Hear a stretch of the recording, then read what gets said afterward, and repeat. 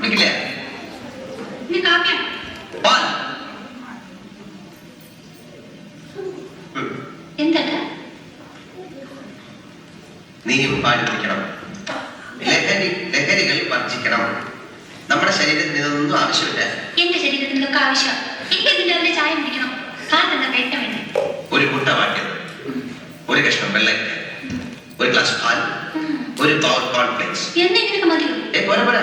ഒരു ദിവസം ക്യാരറ്റ്, ഒരു ദിവസം ബീട്രൂട്ട്, ഒരു ദിവസം പപ്പായ, അങ്ങനെ മാറി മാറി.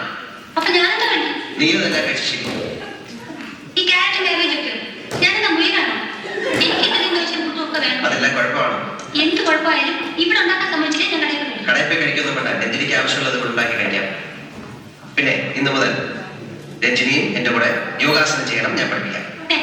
തന്നെ താൻ ചെയ്തോളാം. യോഗാസനം പോയോ? എന്റെ ഒരു യോഗ ആയത്. ഒരു കഷ്ണം വെള്ളരിക്ക, പിന്നെന്താ കോൺഫ്ലെക്സ് ഒരു ബോൾ, ഒരു ഗ്ലാസ് പാല്, മുട്ട. ഒരു കാര്യം പറയാൻ പറഞ്ഞു. ഇത് സ്റ്റോപ്പ് വാച്ചാണ്. കൃത്യം 43 സെക്കൻഡേ മുട്ട വേവിക്കാം. 44 സെക്കൻഡ് ആയിപ്പോയിട്ടാ. മുട്ടയുടെ ഗുണം പറയും. ഇന്ന കോഴിയുടെ തന്നെ മുട്ട വേണം കേട്ടാ. നാടൻ കോഴിയുടെ മുട്ടയാണ് നല്ലത്. പക്ഷേ നമുക്കത് ഇവിടെ കിട്ടില്ലല്ലോ. ഇങ്ങനെയുള്ള കാര്യങ്ങളിൽ ചില വിട്ടുവീഴ്ചയൊക്കെ. ഈ മുടി ഇങ്ങനെ അഴിച്ചിട്ട് അടുക്കളയിൽ കയറിയാൽ നമ്മുടെ ആഹാരത്തിൽ പറന്ന് വീഴാനിടയുണ്ട്. വൈകിട്ട് ചെന്നാലോ